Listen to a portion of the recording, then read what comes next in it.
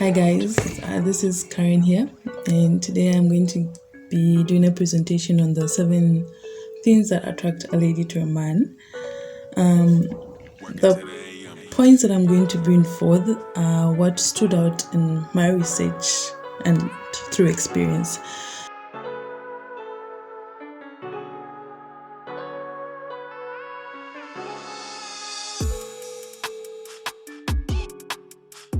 So first things first, even before you get to know somebody, one thing that would really attract you to a person or to a man, that would attract a lady to a man, is their appearance.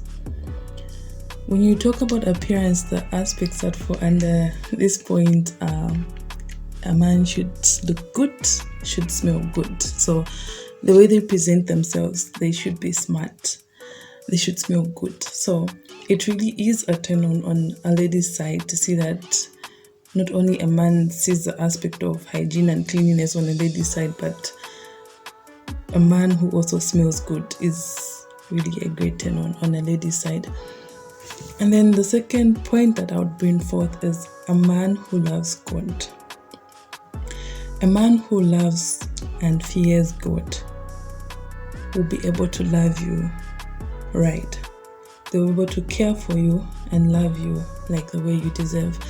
So as a lady, you would see like this man is God-fearing, he loves God. And just as the Bible says that just as Christ loved the church, so should a man love a woman. And that's one aspect that should stand out. Like if truly that man is a Christian, they would love and treat you right. And then my third point would be drive. Even as much as a guy wants a lady who's focused, we want a guy who knows what he wants, a guy that has goals and is pursuing those goals at any cost. Most people can be reluctant about things. They would be saying, no, I'm planning on doing this, and yet you cannot see them doing anything about it. But we like a guy who thinks, who reasons, like a guy who knows what he wants in life. Because you would have that secureness of saying, okay, he knows what he knows what he wants in life and is always about it. So not really that he has to be idle, but he pursues that thing.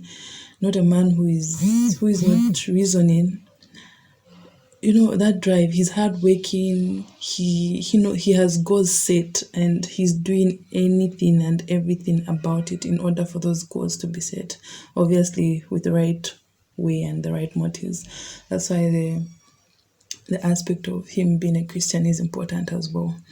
And then my fourth point would be a guy who has a sense of humor.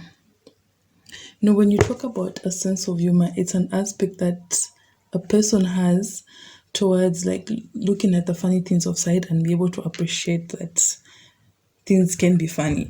You can't have a guy who's so serious and he doesn't take jokes, because listen, life is serious on its own already. We are coming out there and come back to meet this man who's all serious and no.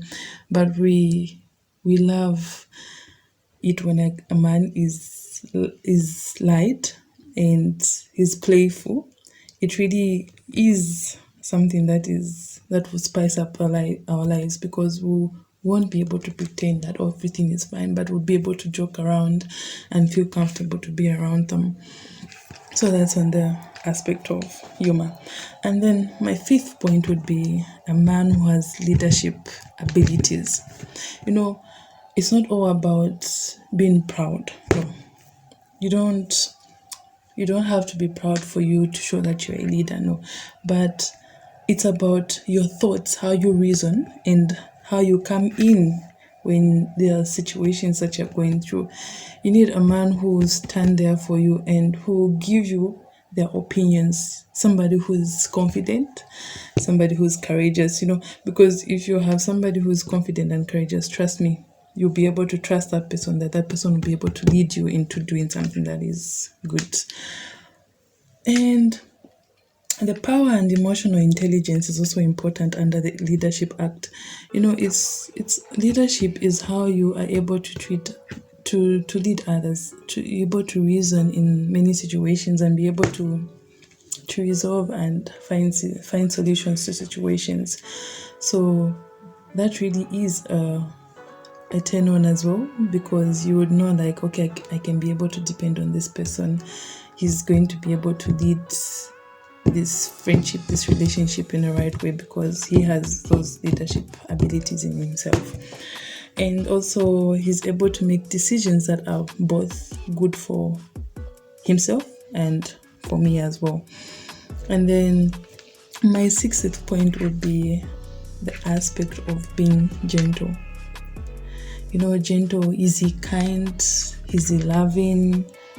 The way he treats others is really important to a lady, especially the way he relates with his siblings, and more especially how he treats his mom would determine how he's likely to treat me. So you would see that aspect of him being gentle, and truly, if he is gentle, that gentleness will be able to extend to me as well. And lastly, the point I would put across is a man who is willing and able to learn. We don't need a man who thinks he is always right. Like, he's one who is able to appreciate your input and your insight. Not that when you tell them that this is this, and then they feel threatened or they think that they're all right, but one who is able and willing to learn, one who is teachable, so to say. Not that you want to bossy them around, but you're trying to put across a point that this is this, and they're willing and able to learn from what you're telling them. They would actually appreciate what you're saying and put it into consideration. That really is a nice thing. We don't need somebody who's going to be bossing us around, who always thinks they're right, and yet it's not always like that. Thank you for listening, and bye-bye.